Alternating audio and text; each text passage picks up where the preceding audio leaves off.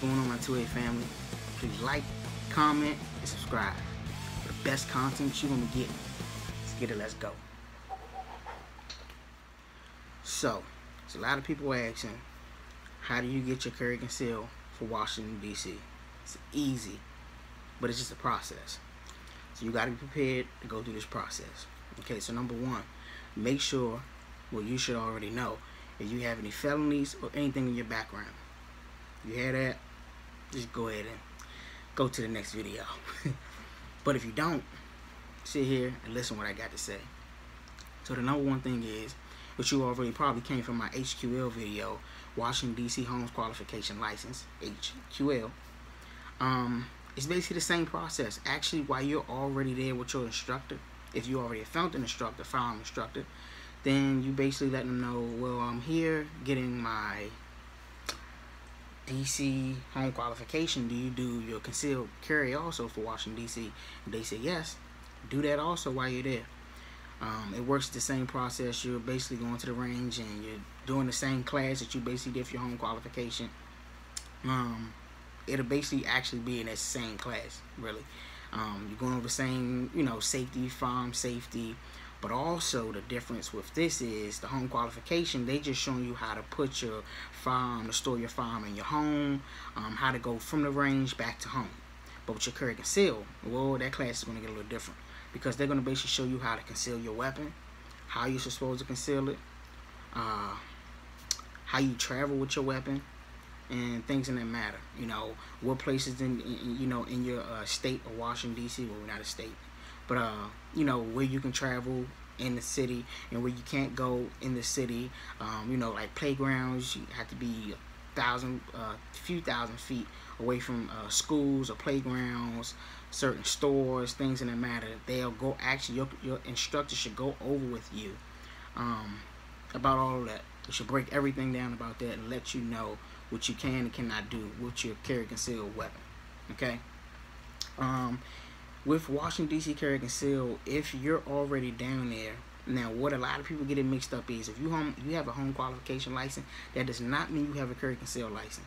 You have a home qualification license and they give you one carry conceal license. You have to actually go and renew that license every 2 years. Okay. You don't have to go back down there. You can actually renew your license online. They'll use the same picture. You take it from, they'll actually use the same picture you already used for your carry conceal or your home qualification, and you'll get your new license back in the mail. But you guys really won't worry about that right now, because you're still going through the process. So the carry conceal process is just basically the same home qualification license process. You go downtown, you give them the paperwork on the second floor. You give them the paperwork. Actually, once you finish giving them the paperwork, they'll tell you maybe about 90 days. That it'll take. It might not take 90 days. It might be faster. I'm not sure, because a lot of things change downtown. There's more people. There's a lot of more hands on deck down there, so things are moving a lot faster. So it should not take that long, but it might. It depends on your history that you got, anything you got in trouble for before anything. They have to look through all of that. But also, I recommend also still taking classes for your carry conceal, just making sure that you're prepared and ready mentally to be able to carry a weapon. Because just having a firearm in your home, going back and forth to the range, is different. But you have to be actually mentally prepared, because you're actually carrying a firearm now. You're in a vehicle, you're carrying a firearm. You're walking, you're carrying a firearm. You have to know when certain things happen. How do you approach the situation? Certain things you have to know, that right from wrong. You get what I'm saying? You have to know that you cannot pull a weapon out if someone's fighting you or anything like that. You can't just pull a weapon out and shoot. That's you can't just, if you just finished getting robbed. Let's say you just finished getting robbed and the person turns their back and run away. You cannot shoot that person in their back. So these are the instructions that you'll go over with your firearm instructor. They'll let you know all of this. I always tell people, when you're in your classes, your home qualification classes, your concealed carry, or just a regular firearm class, period, do not be afraid to ask questions. Okay, don't be that person in the room where you feel as though you're asking too many questions. People gonna think that oh, this person doesn't know that much, or this person is just being irritated. No, you need to know everything you want to know. You need to actually know this, because this is for you, and also to actually help that instructor, because that instructor might not have a full class, or might not, have that one person always asking questions. So they just used to the class going fast, but one day they might get that person who's asking a few questions. And I always tell people, the question that you don't ask is the bad questions, because you don't ask that question, and then this sit in the back of your head, and you actually get into something bad, and you have to protect yourself or your family. And let's say you don't go about it the way you were supposed to, now you're sitting in jail. So I tell people all that, do not be afraid to hit that person up, that instructor. If you didn't ask them in class, or you forgot, don't be afraid to call them or text them back, or however you got in touch with them, and get in touch with them also again, and ask them, because these are very important things. This is a very important instructions that you need to know, as far as for protecting you, and also carry concealing, because carry concealing is very, very, very serious. It's a serious thing. You're carrying a firearm. You have to know the rights. You have to know your rights. You have to know also the city rights that they're actually in the laws. You do not know them, you might want to go over them, because they are important, and this is what's basically giving you your Second Amendment rights. But you have to know. You do not want to break the law. You do not want that. So after you doing all of that, your paperwork, is pushed through, and you passed everything, you're good. They'll call you, hi, such and such, John Doe, your carry conceal is ready. You can come pick it up tomorrow, or they might give you a specific date. A specific date to actually come and pick your firearm up. So then you'll go pick your firearm up. I mean, not your firearm. You'll go and pick your carry conceal license up. They'll go over it, make sure everything is right. Look at everything in your car, even your picture. Make sure everything is right. Make sure everything is perfect. They give it to you. They give you a piece of paper you go home with, and you're good to go.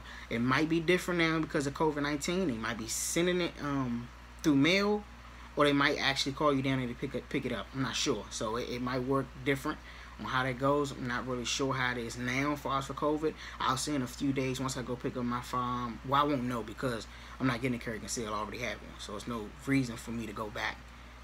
I wouldn't know. So, but I do have a few friends who's actually getting firearms and also are waiting on their carry conceal.